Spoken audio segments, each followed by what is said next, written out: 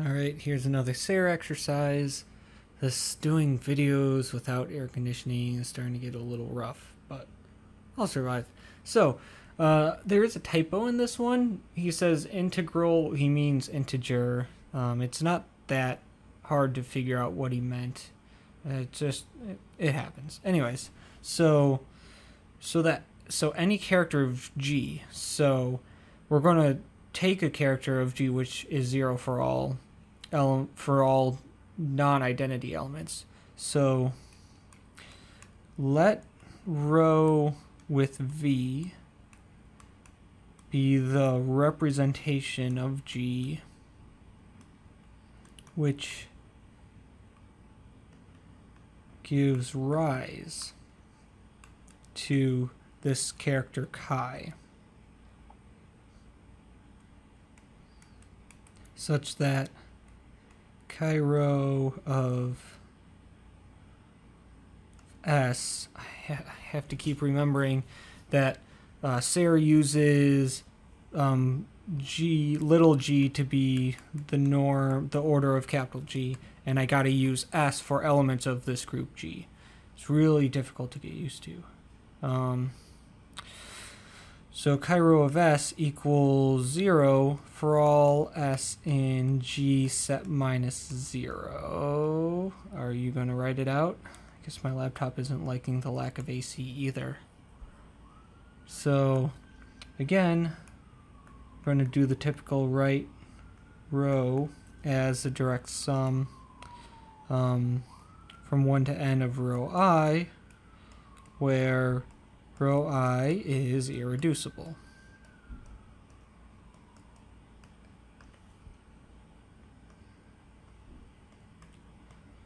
Note, let's see here.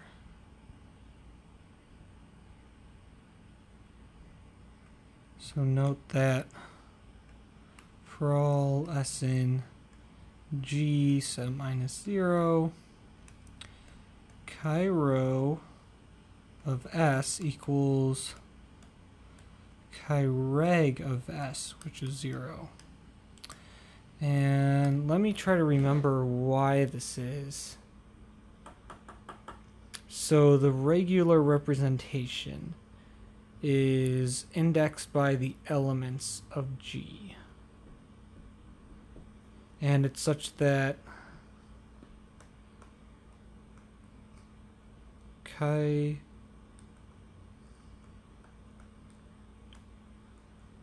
let's see here. So if we let like row bar is the regular representation, then row G of V, no, row S of V.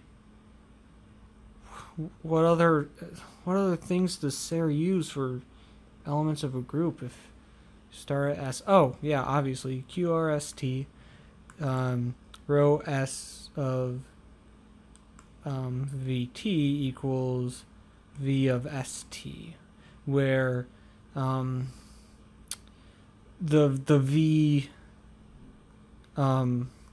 VS's where S is in G, this is a basis for the vector space capital V.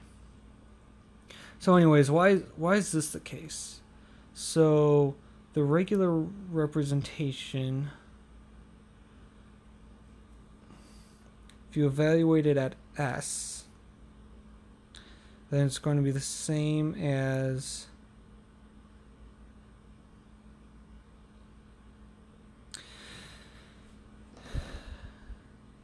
I think this is a theorem.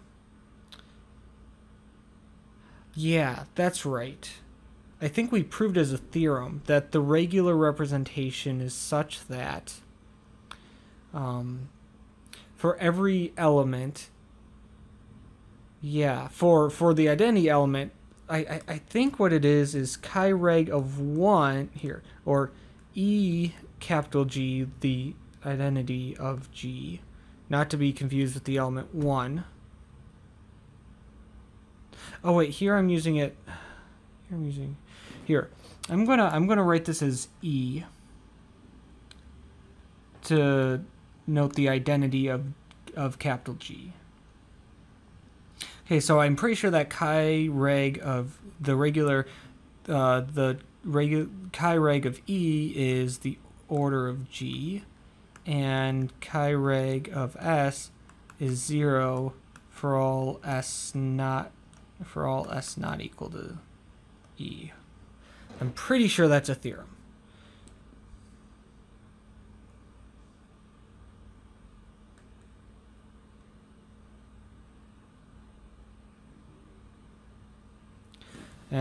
Oh yeah, because, that's funny, because literally the next thing that I write in my solution is recall that chi reg of E is the trace of the identity of this vector space capital V, which that's not standard notation. I'll just use I, and this is just the order of G. So now let lambda be chi rho of E divided by chi reg of E. And I have this as being, well, obviously, yeah, this is just 1 over G times chi rho of E. Then the multiplicity of the unit representation or trivial representation, whichever you want to call it, the multiplication of the multiplicity of that in rho is just the is given by the inner product of, is this inner product? Yeah, of chi rho with the irreducible with the trivial character. But what is this? If we actually write out what this is just the sum, or 1 over G times the sum chi rho G and chi 1 of, no, it's not G, it's S. Chi 1 of S inverse. But what's chi 1 of S inverse? That's always going to be 1. So this is just 1 over G sum S and G chi rho of S. But look, that's lambda. By definition, the multiplicity of 1 of P of rho, the multiplicity of 1 in rho is, well, what is this? This is precisely the number of rho I such that rho I is isomorphic to the unit or trivial representation. And this is obviously going to be a number between 0 and n. What is n here? What I really mean, I'm pretty sure, is G.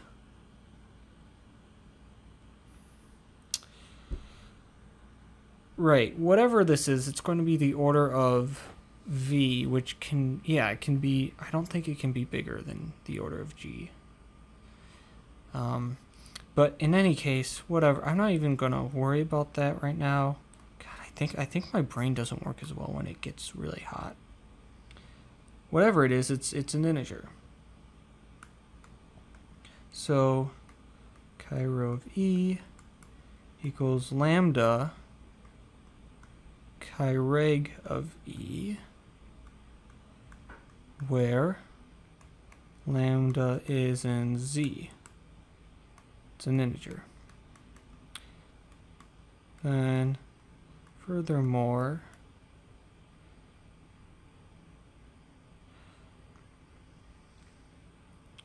so let's see here. We're proving that each character is an integer multiple of the regular representation. So there's that. So let's just keep going. If we have an S in capital G, which is not the unit, then chi rho of G equals chi reg of G, which is 0 equals, oh, here we go, lambda times 0, which is lambda times chi reg of G. So then for all S and G, whether or not it's it doesn't matter if it's a unit or not. We're going to have chi rho of S. This should be an S, should be an S, should be an S. Chi rho of S is lambda chi reg of S. And hence chi rho equals lambda chi reg, i.e. chi rho is an integer multiple of chi reg. And that's what we wanted to prove. I'm noticing now that Serre uses this R sub g for the character of the regular representation. I think that's a little confusing because character is like I'm used to seeing this chi thing here. And so when I see like a little r, it doesn't automatically, my brain doesn't automatically see that and say, okay, put this with things that are characters. It says, put this with things that are like elements of things, because lowercase letters are typically elements of groups or sets or whatevers.